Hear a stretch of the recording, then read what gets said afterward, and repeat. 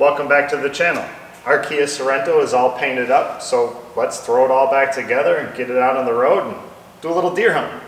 First thing we're going to do is throw the bumper back together. Not because I want to, but because I can't stand putting bumpers together and I want to get it out of the way. So this is a brand new bumper cover from Kia, both pieces. When you get a used front end, because it goes through the auction, the loaders handle it, tow truck drivers handle it, junkyards handle it. You kind of figure on a front end assembly not having a good front bumper, and that was definitely the case here. So we just snap our pieces together, and this one actually has a few screws in it. Now we'll snap our fog light bezels in there. One screw in there, and the fog lights go in. And a couple screws hold that to the bezel. You do need to make sure that your electric driver is calibrated correctly if it identifies as a torque wrench, because you're just screwing these screws into plastic. So if you get a little too crazy, you end up stripping them out. We want them tight but not stripped out. There's a fine line there. So now we're going to throw our grill together, snap it in, and put a couple screws in it. It's actually quite a few screws in this. A lot of metal in this plastic bumper. I had to switch over to the screwdriver because some of those heads were a little rusty and I didn't want to strip them out. There's some metal reinforcement brackets that go up where the bumper meets the fender, so we're going to rivet those in now. We're just going to use our hand riveter on this one because nobody needs a fully automatic assault riveter with a 30 rivet magazine. Now we can install our other fog light bezel. These are the original fog light bezels, and one of the original fog lights, the other one was broken. This is a new one. So we'll screw that in there.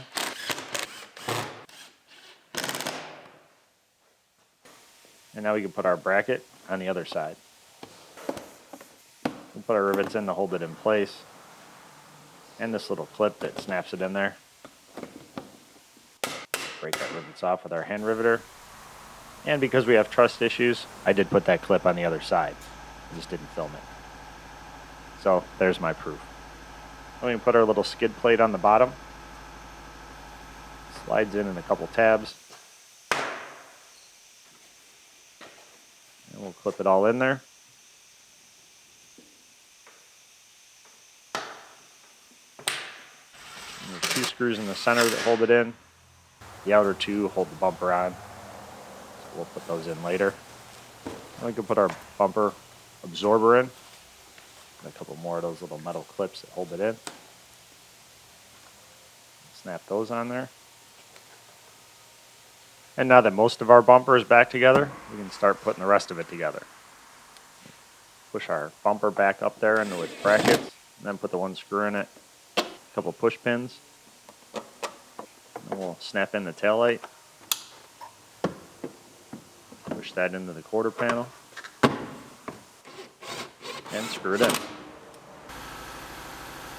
And put our gasket around our door handle. This is the rear door. Slide our handle in and push it forward. Put our little cap on the back. And tighten up the screw that holds our cap in. And put the little plug over it. Now we can put our belt molding on. Try to line up the screw holes. And use the belt molding installation tool to snap it in. Now we can put our screws in the front and the back. If it isn't lined up, you got to shift it forward or backwards, but it ended up lining up. The other screw in the front. And now we're going to install our quarter glass. And this is a process I have not done in quite some time. Most windows are urethaned in now. These are held in with butyl tape and they're screwed in. This is the way a lot of quarter glasses were installed once upon a time. Now windows are actually, the glass is structural, so that's why they're urethaned in there. I guess they're not structural on this car. It just comes in a roll. You roll it out there, and it's tacky, so it sticks on there. And then you're going to push it all on, then peel off the backing, and then it'll hopefully stick to the car. It's also called Dum Dum, not to be confused with some of the YouTube experts. And if you're wondering, it has the consistency of bubble gum, but it does not taste like bubble gum or black licorice for that matter. Don't ask me how I know. Okay, I'll tell you how I know. The detailing gnome went through a phase where he liked to taste all the chemicals in the auto body industry, and he reported back to me. Now with the tape on the back of our glass, we can set it up into the quarter panel. The studs that the nuts are going to go on, line it all up. You do want to make sure both surfaces are clean, the window and the quarter panel itself, before you put that tape on. You want it to stick in there. Once we have it set in there, we can start tightening it all up. A little bit at a time. You don't want to tighten it too much on one. It'll actually pull the glass away on the others. So you just snug them up, go around in a circle until they're all the way tight. Because I haven't done this in a while, we're going to leak check this right away. Usually we just wait until the end. But it's been a while since I've done one of these, so I want to make sure I got it. It is pretty simple. There was no work there, so I really shouldn't have to worry. Good. We're all good. Now we're going to change our valve cover. It's made of unobtainium. And while we're here, we're also going to change our radiator hoses. I've had the upper radiator hose for a while, but figured I'd wait until we change the valve cover, because when it's out of our way, it makes this job a little easier. The job would have been much easier had I done it with the front end off, but I didn't have a valve cover at the time. So we just have to work around that radiator support. Pull off the breather, unbolt our wiring harness and our coils. Pull the dipstick out of there. And start unbolting the lower wiring harness. Push that off to the side. Pop our coils out of here. Just leave them connected. The rest of our wiring harness off, and then we can start unbolting our valve cover. Quite a few bolts in this thing. And I'm still wearing my Subway gloves. Just finished my shift. You know, you don't make any money rebuilding cars, so got to make ends meet somehow. So I think we got everything loose.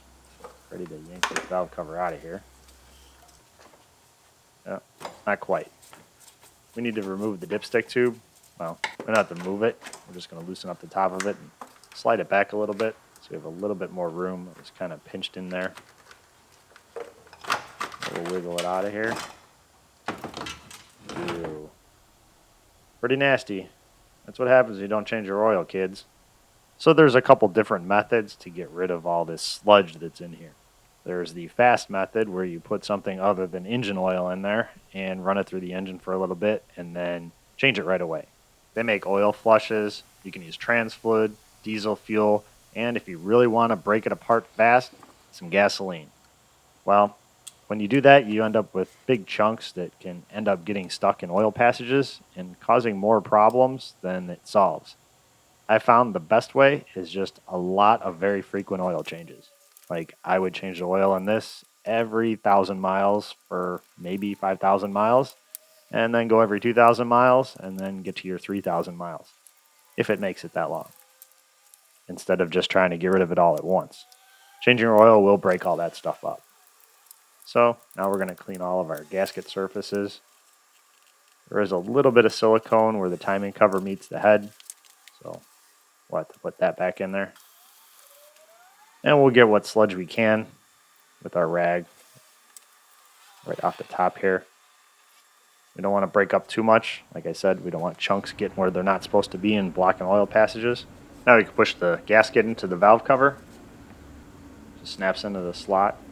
Make sure it's nice and clean. It'll stay in there. If it's oily, it'll slip out. So we clean it up, dry it off, and then it'll stay in there when we turn the valve cover upside down and won't fall out. Look it all in.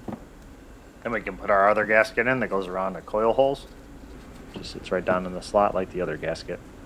This valve cover is a little bit cleaner, but this valve cover also came from a bad engine. Go figure. Maybe they like the sludge. So we'll put our silicone on the corners of our timing cover there. And we'll drop our valve cover in. Try not to get our wiring harness in our silicone. Probably going to happen. Tuck it up underneath the coils and snap it in there.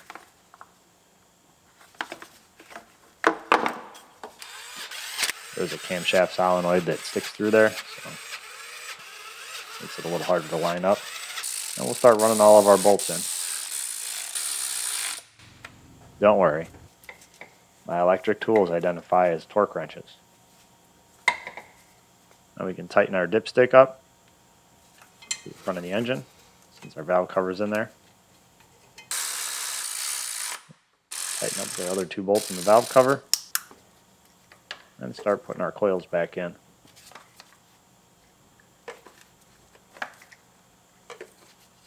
Plug in our breather hose, then run all the bolts in for the coils and the upper wiring harness.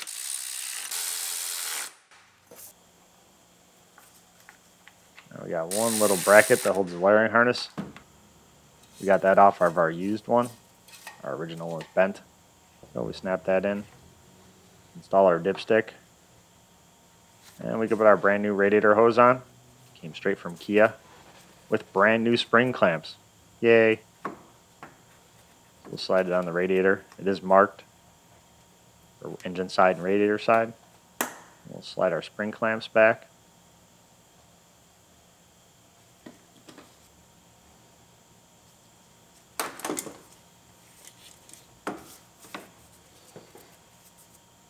Make sure the hose is routed in the right spot. Now we're going to change the lower radiator hose while we're here. Also came from Kia. Somehow they were cheaper than the aftermarket parts stores.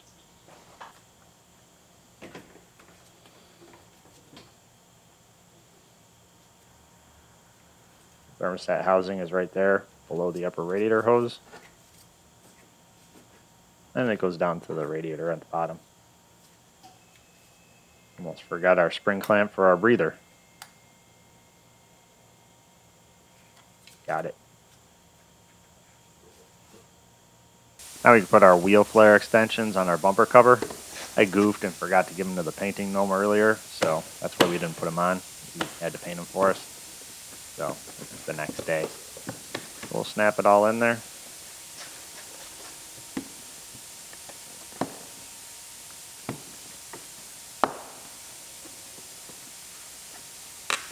One push pin in the bottom. And a few screws to hold it in. And one rivet up in that bracket at the top. You really want to make sure this molding is not coming off.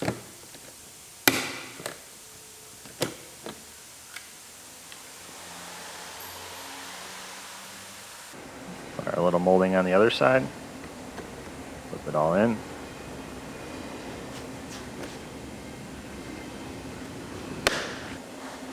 One push rivet in the bottom. And put our screws in. And rivet in the top. And our bumper is ready to go on. There's a couple of tabs on the back of the bumper that are right behind the skid plate. So you line up the brackets that are in there, and that lines up the holes in the skid plate. And those bolts hold the skid plate on and hold the bumper on. Kia calls it a skid plate. I just call it what Kia calls it, but they're not fooling anybody. More of a metal dent collecting plate, if you ask me, because it doesn't actually skid over anything. So we'll put the screws in there to hold it in. There might be an easier way to do this. I haven't found it yet. This way works. Once those 2 screws are in, you just clip in the top underneath the headlights and then up against the fenders. Just use your bumper installation tool. There's 2 screws in the top. Close the hood and make sure all our gaps are right. What do you know? So now we can finish putting the rest of the bumper on. Push pins up here in this closeout panel. So we have our new owner supplied brakes on, and I would have showed you the brake job, but if there's anything better than a brake job hammer, it's a brake job gnome. So the brake job gnome did this, so we don't get to see it. But apparently he did do it. And before you ask, the brake job gnome is not available in my Amazon store. Neither is the brake job hammer due to supply chain issues. So sorry about that. You're going to have to do it the hard way. So we'll push on our wheel flare, snap it in with the bumper installation tool since we had it out already. We'll put our 1 screw in the back of the bumper. There's a VIN number on this. Apparently Kia thought this would be stolen a lot. So we'll throw our highly sought after plastic filler, splash shield, whatever you want to call it, never even lift it up, back in here. Just screwed into the front bumper, kind of clips on. You can put this on with the bumper, it's actually easier, but it makes putting the bumper on more difficult. So I'd rather fight with getting this in there after the bumper's on. Just makes the bumper fight a little less tedious. And then once it's screwed into the bumper, just a couple push pins, hold it into the bottom of the radiator support. And now we can go through our wheel flare on our right rear. We had this off for the painting gnome, so we could paint our quarter panel. Tuck it in behind the bumper, and snap it all in there. Couple screws. Put them in by hand because I'm too lazy to take the wheel off. And we can throw our wheel liner on the right front. Just get it lined up in there, tuck it in behind the bumper and behind the fender and wheel flare. And we'll start putting our little push pins in. Tuck it up underneath the bumper. Oh look, snacks, some bubble gum. It's sad when the fender liner gets dirtier in the car than out of the car. It was sitting on the floor mat that had some gum on it, and somehow the gum got stuck to the wheel liner. So that's how it got there. It didn't taste good. I think it was used. So we bolted our bumper up to our fender. Now we're going to throw the little push pins in the bottom of the wheel liner that hold it to the bottom of the bumper. Now we can throw our little air tube in here. Push pins hold it into the radiator support. And we're ready to put our door together. This is the front door. So we'll put our gasket in for our door handle. We'll plug in our door handle. And we'll push the plug into the door. It's kind of a neat design. When you pull the wire out, that plug clips in and stays there, so it doesn't fall back down in the door. Snap our door handle in there, put the cap on the back, and then tighten that up.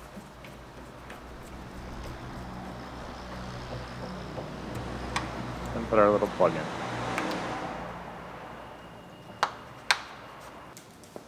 Now we can install our belt molding. Line it up and snap it in there. Just going to push it in.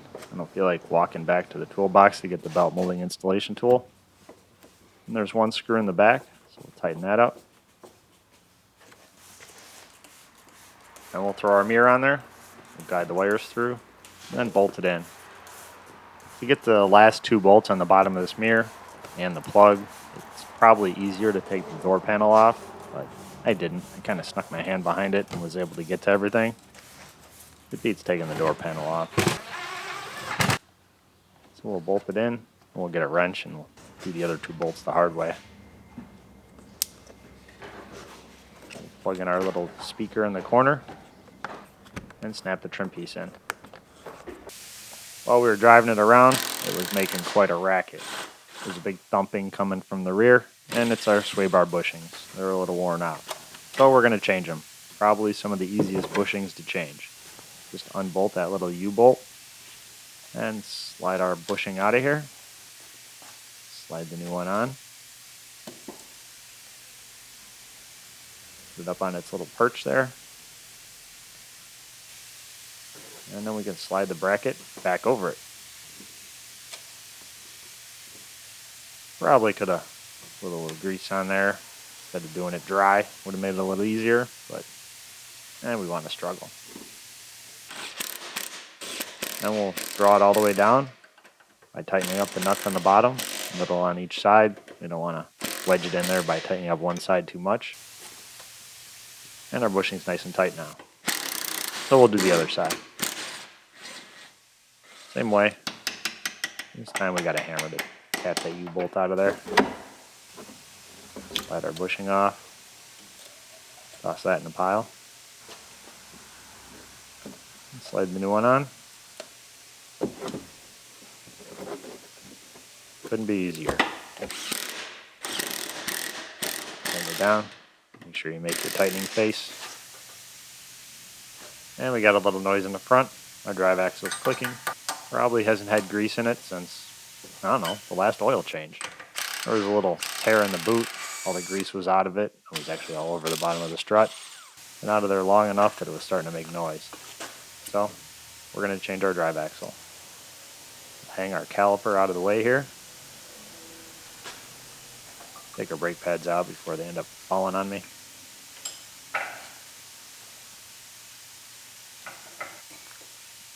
Pull our ABS wire out. And the bracket's bent, so we're going to straighten it out. Use our ABS bracket straightening tool.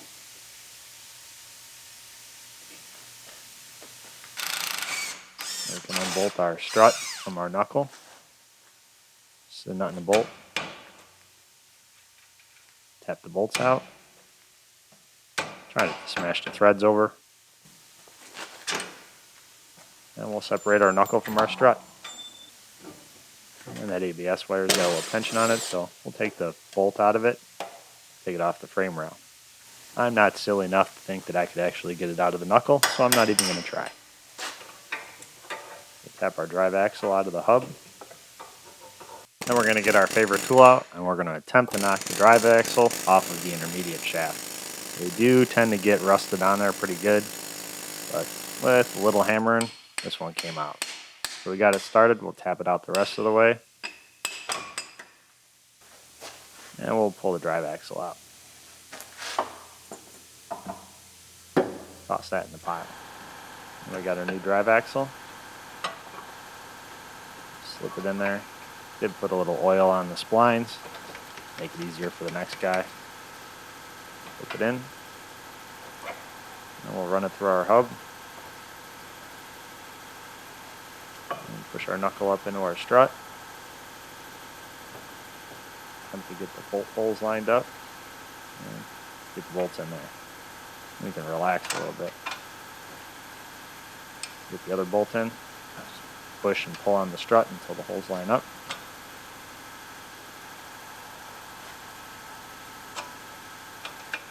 And then we can tighten them up. Put our caliper back on. Already threw our pads in there.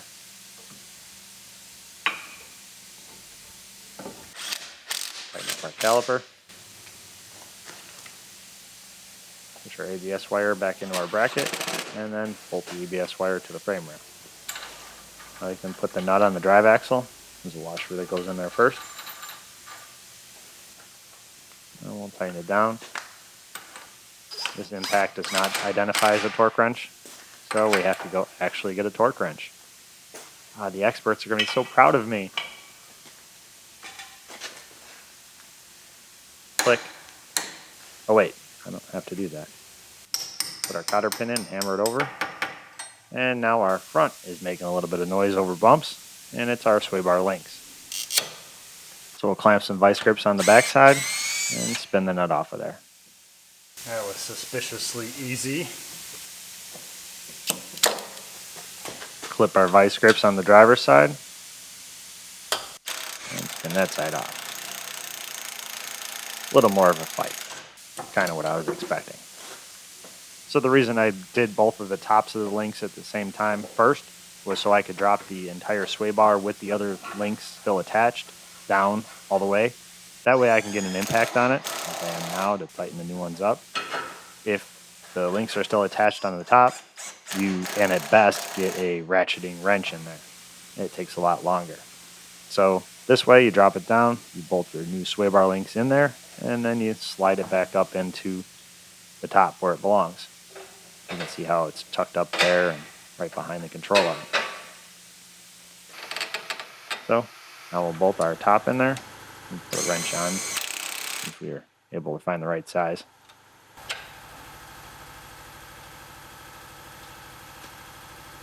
And we're able to do this whole thing with impacts instead of ratcheting wrenches. Saves a lot of time. Now we're going to change our wiper blades. They were pretty nasty. Probably original. At least the rear one was. So, put it in there. And we're going to do our fronts. And then we're going to check it. And I did put the washer hoses on the same way that I took them off the old pump. But apparently the last somebodies that had been here before put them on backwards. So the front washers work the rear washer, and the rear washer worked the front washer. So whenever you'd wash the windows, the opposite wiper was going. Actually, the correct wipers were going, and the wrong washer was going. So I just had to pull down the splash shield and just reverse the hoses. That's why you always check things. Because if the owner had gotten it back and he tried it and things were backwards, it would have looked like it was my fault. But I have proof. I put it back the way I found it. Now we're going to change our air filter. It was pretty nasty. I could see it when that tube was off. Didn't even have to take it apart to check it. And given the fact that they don't change their oil, you would just assume that the air filter would be nasty. And it was. We'll slide our new one in there. Probably get an extra 4 miles per gallon now. Slide the cover back down there. And clamp it back in. There's 2 clips on the top and 2 clips down in the bottom and the back. So since we're changing neglected filters, we're going to change our cabin air filter. We'll unload the glove box. A little stop, so you just twist the stop. And there's a little tensioner. It's a cable. It's got a little T at the end. So you just pull it out, slide the T through the slot, and then pull the stop out of the other side, and the glove box opens all the way down. And when you get to the little access door for the cabin filter, there's just 4 tabs you squeeze, cover pops off, and we'll slide our filter out of here. As you would expect, it's pretty nasty. It should have been changed a long time ago. It was time. We got our new one.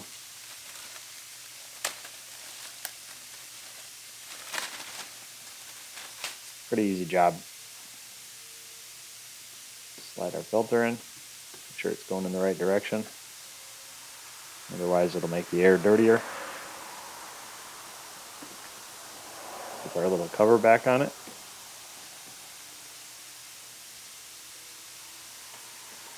Sure it's locked in there. Pull a little tension cable out. Slide it through the slot in the glove box. And we can put our little stops on. Just twist in.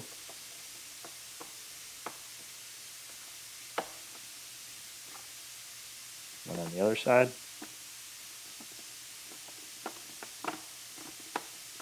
And then we'll throw everything back in the glove box. And now the moment everyone's been waiting for. We're going to change the oil. At least I know I've been waiting for it. I want to see how nasty this is. So it's just been driven around the shop. And we did have to put 4.5 quarts in it. So there should be something in there. Ah, there we go. A little blocked up. That must be that new safety sludge that keeps the oil in case the oil plug falls out, since Jiffy Lube forgot to tighten it or even put it back in. Once it's drained out, we're going to see if we can't get some more junk out of it. We got a little hook in there. See what kind of chunks we can get. And we got some chunks. Get the rest of it. Now this has only been driven around the shop. It probably doesn't even have 2 miles on it. So I expect it to be pretty nasty. Given how bad it is, I think what we're going to do now is throw the oil plug back in, leave the filter alone, top it off with oil, and go drive it around, take it for an alignment, get all that stuff done on it, maybe put a 50, 100 miles on it, and we're going to change the oil again and see what it looks like. And if it comes out chunky like this again, maybe we'll do it again in another 100 miles. So it's been about 100 miles, and the oil is pretty dirty, but no chunks. So I think we're good to change the filter this time. So that's what we're going to do. And it's on there pretty good. Oil must have been changed at Jiffy Lube the last time. Spin the cap off. Definitely going to have to clean that out. And our filter. It is not supposed to have chunks at the bottom. So we'll clean the housing out. Drop our new filter in there. And clean the cap off and drop that in there. We did change the O-ring. And we'll tighten it down.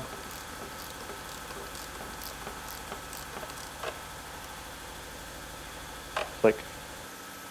And we'll put our oil back in it.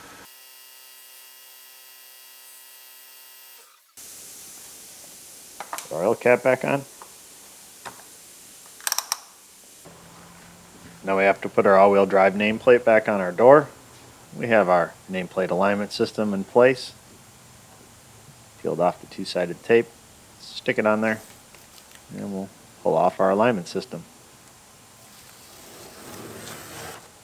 And our Kia is ready for the road. It was a pretty easy job, just bolt-on parts for the front end. There was a little bit of maintenance work to do, which is pretty common on just about any vehicle, and a lot of work for the detailing gnome. Now, before you go bashing Kia, which I would normally be right along with you, because I do like to make fun of them, there is not a single American car made in 2012 that could have made it to 173,000 miles with the kind of neglect this engine took. And this thing's still running strong. And before you say, well, American cars are junk too, I've changed Honda and Toyota engines with fewer miles that were blown with less neglect. And we aren't even getting into the European cars because you don't need to change the oil. It just leaks out so fast you keep adding it to it. So it doesn't matter. Those are irrelevant. But yeah, I must admit that I am shocked this thing made it as far as it did. I think with some regular interval oil changes, cleaning up that engine, I think this thing might actually see 250, 300,000 miles without any trouble. That's just a guess. I don't know exactly how bad the internals are, but seems to be running good so far. Our engine's nice and clean on the outside. That cover is broken where the oil cap goes, but the new owner can change that if he wants. Otherwise, he can just leave it. Not going to hurt anything. The interior is definitely a lot cleaner. There's not a lot of wear in it. I think it was protected by a coating of filth all over everything. So it preserved the interior underneath. We got our shake out of the console, cat food out of the floor mat on the other side. Missing a few trim pieces in here. And we did get whatever nasty thing was on this door panel off. Well, I didn't. The detailing gnome did.